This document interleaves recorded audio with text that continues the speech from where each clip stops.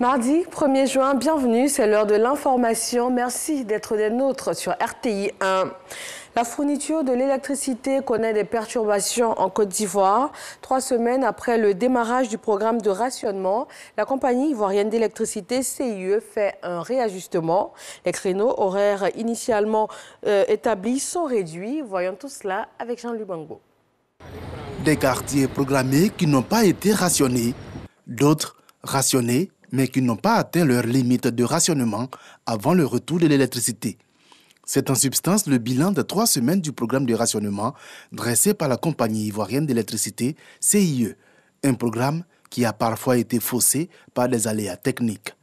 Il convient de rappeler que des incidents localisés peuvent aussi entraîner des interruptions d'électricité par endroit et cela n'est pas du fait du programme de rationnement.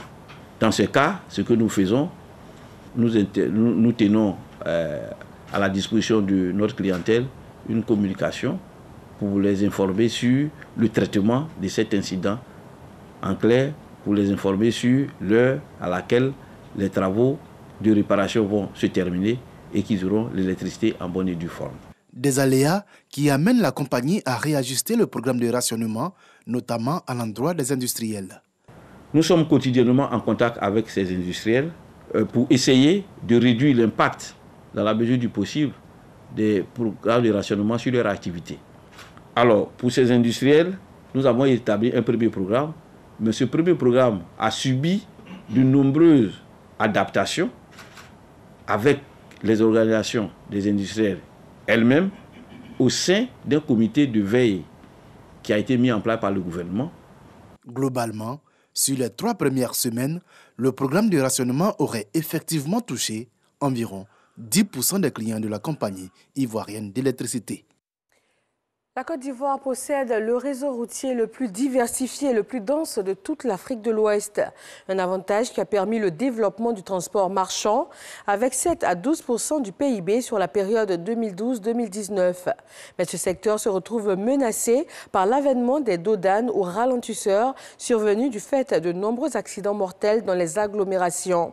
Comment ces dodanes impactent-ils le transport marchand et comment concilier sécurité routière et rentabilité économique dans le secteur? Des réponses dans le dossier EcoPlus à 20h. Depuis 2018, la Côte d'Ivoire met en œuvre plusieurs projets dans le cadre des partenariats municipaux pour l'innovation en développement local. Les villes de Korogo et de Ferkessédougou ont été choisies comme communes pilotes. Et après 4 années de mise en œuvre, l'heure est au bilan et à la capitalisation des acquis. En République démocratique du Congo, l'éruption du Nyiragongo a causé plus de 500 000 déplacés. 10 jours après, on observe un mouvement de retour de ces déplacés vers Goma, en dépit de l'ordre d'évacuation toujours maintenu par les autorités. Les déplacés reviennent pour vérifier que leurs biens n'ont pas été pillés. Le Programme alimentaire mondial, de son côté, a commencé sa distribution de nourriture dimanche. Des bornes d'accès à l'eau potable alimentées par des camions-citernes sont installées. Au Maroc, les non-nuplés maliens nés il y a 4 semaines se portent de mieux en mieux. Les 9 bébés respirent seuls, sans assistance. Ils sont nourris toutes les 3 heures par une sonde.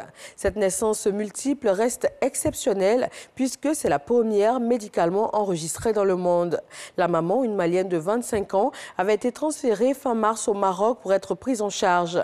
Nés grand prématuré par césarienne, les 9 bébés en 4 semaines ce 1er juin. L'objectif est d'atteindre environ 2 kilos pour chaque enfant avant de pouvoir sortir de la clinique. L'Organisation mondiale de la santé, OMS, a donné son homologation d'urgence au vaccin anti-Covid chinois Sinovac. Le comité d'experts vaccinaux de l'OMS a recommandé ce vaccin qui requiert 2 doses à intervalle de 2 à 4 semaines pour les personnes de 18 ans et plus.